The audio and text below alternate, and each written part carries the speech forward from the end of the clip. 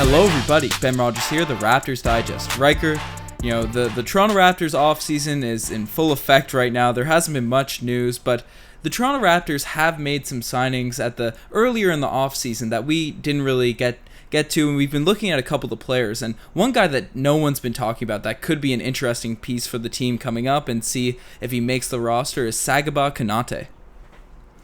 Yeah, Ben, considered one of the most prolific shot blockers in college before he entered himself into the draft, and then obviously fell completely out of the draft boards due to a knee injury in his final season. He was only able to play 8 games, but the quick hits on this guy is some said that he can be, they're comparing him in likeness to Ben Wallace or Bill Russell, some of the all-time greats. But really what we could have on our team now is a guy that is absolutely useless because he's 6'8", 250, and they want to play him at the center. So, Ben, we're going to break down what he's all about. Sagaba Konate, we researched it. We have a tendency of mispronouncing names, but this one we finally got right. So, Ben, what are your initial reactions? No, we double-checked. We triple-checked. We know for sure. That is Sagaba Konate. Actually, that'll be hilarious if it's still wrong, but let us know.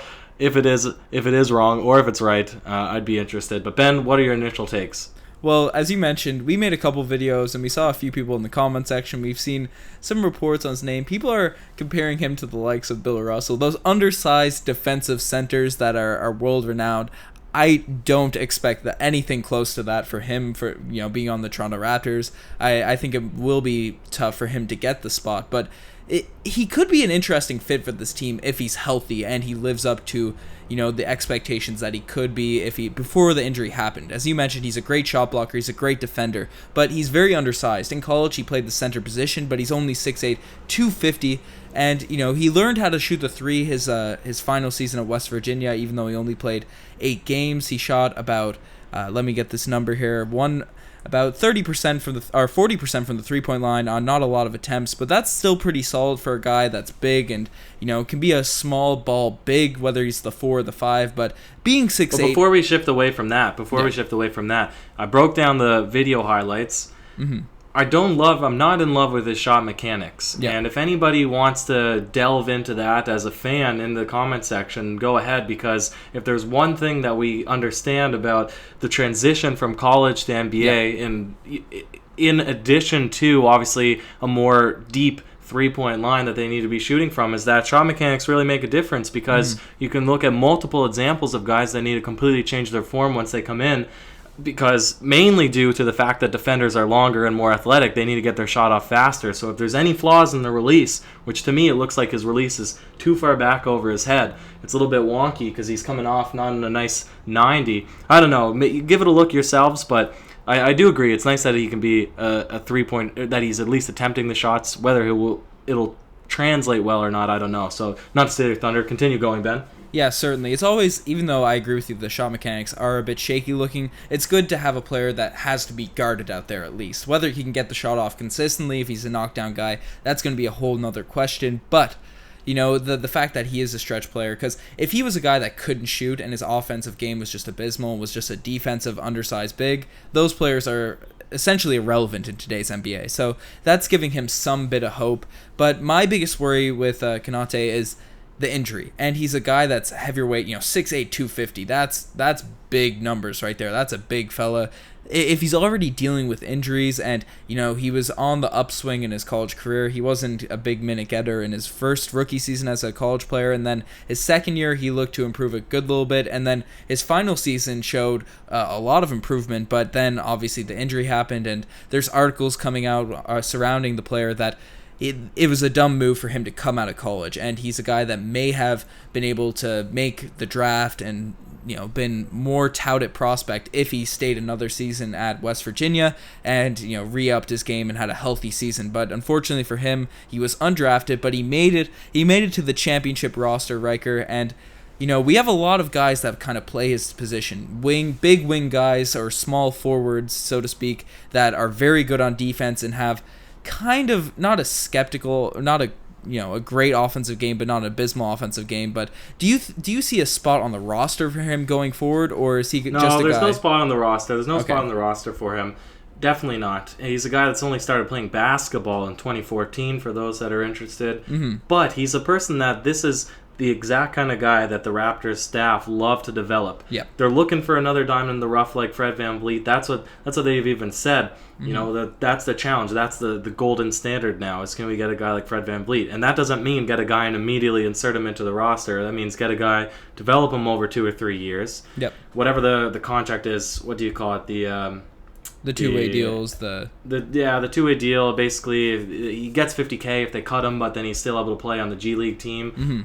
What I see from him is that he's maybe coming in a little more polished than that likes of Pascal Siakam in terms of if he does have a pre-developed jump shot, or at least confidence to take a jump shot, or somewhat resemblance of a stroke. Yeah. And he's bigger than the likes of Chris Boucher and other guys. Now, of course, the new signings that we brought in, we're going to be looking to try to get them immediately into the roster, the Hollis Jeffersons and whatnot, but he's a good backup guy to have that already has the size that he can, at least not at the center position. There's no way a 6'8" guy is going in at the center position unless he truly is Ben Wallace. But I could see him being a nice piece. Maybe he sheds 10, 20 pounds, put him in at the power forward after a year or two of playing in the G League, that he does have a bit of a jump shot, and if he remains healthy, can stay as a really good shot blocker. It's possible. This year, I don't know. Do you have a different opinion? I don't see any chance that he's gracing even past 1 minute a game this season. Yeah, no, I'm in full agreement with you. I don't necessarily think this is going to be the year for him to come in and change, shock the world or anything like that. But the Raptors, every report that has come out around him joining the roster and being signed by the Toronto Raptors as an undrafted free agent, they're looking for him to be a G League player. And to all the points you brought up, he's a guy that could develop. The one skepticism I would have on his possible development is he's already in his grown body. With the likes of Siakam and Chris Boucher and these guys, they came in with thin frames and they can learn to develop, and that's why they have a lot of room to improve. But he's already kind of developed but he can lose some weight and he can get a bit more athletic and more mobile for a big defender, which could make him extremely valuable on the defensive end going forward. But if he can do those sorts of things and kind of have the reverse effect of Siakam, Siakam came in and had to put on weight, and if Konate can come in and lose that weight, get more mobile, then that could be an interesting fit if he can start guarding wings. I don't think he's going to have a shot at making this roster, or at least getting run on this roster with the likes of OG, Siakam, Stanley Johnson, Rondé, all those guys that play that position, Chris Boucher, those power forward, small forward roles. So I'm in agreement with you. I think he might be he's a guy no one's talking about right now, and he probably shouldn't be talked about for the next year or so, but he could be an interesting piece for the Raptors in the future, a guy to develop without all the drama of like a Bruno Caboclo, without all the hype and all that. Maybe the Raptors can silently turn him into a real NBA player. Yeah, you don't need to compare him to Stanley Johnson, though.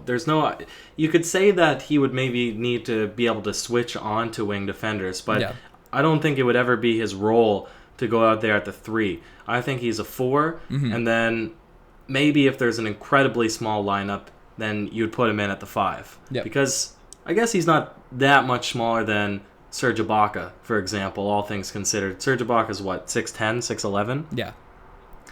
There's a difference there, right? But we run him at the 5, and sometimes it's comfortable if the other team is also playing a small ball lineup. But yeah, 100%. I agree with what you're saying. And also in watching the highlight tapes, that's another thing I see from this guy, is that he's not overly athletic. And the same challenge he would have is that of Charles Barkley, and what Zion Williamson has ahead of him now is that they're already pretty athletic and they can do incredible things for guys that are heavier than the rest of them. Right? And you see his highlight blocks. He's able to get up there and he's able to make some dunks, but he's not jumping out of the building. He doesn't have that 50-inch vertical like Zion already has. So I could really see it being to his advantage if he could lose a bit of weight on the G League team, assuming that he makes the G League team, because I don't think that anything is set in stone yet, and then really become an elite defender like that. Because to me, what I saw is not that he's jumping out of the building to get these swats that really asserted him as the best defender in college or one of the best shot blockers in college. It's that he has really good timing, right? And that goes a long way, because that means same thing as like a Pau Gasol. Never very athletic at all, but he just had fantastic timing, could make blocks. Certainly. So there's definitely some pieces there that could be encouraging for him going forward and making this Toronto Raptors team in the future, but we're not high on him being on this roster this upcoming season, maybe even next year. But let us know what you guys think. I know a lot of people in the comment section have been wanting us to talk about this guy, probably bought into the Ben Wallace, the Bill Russell hype, and if he can become that, Ryker, if he can become Ben Wallace or Bill Russell, I will be certainly happy in proving us wrong. But let us know what you guys think. You're the best for making this far. Check out the Twitter, the Instagram, all that cool stuff. We're in the deep part of the offseason right now, but we're going to try and keep making content. And as we inch closer to the regular season, we're going to make predictions and all that sort of stuff. Riker, you have any last words? Sagaba Konate. I think that's right. I'm confident in that. Let's hope.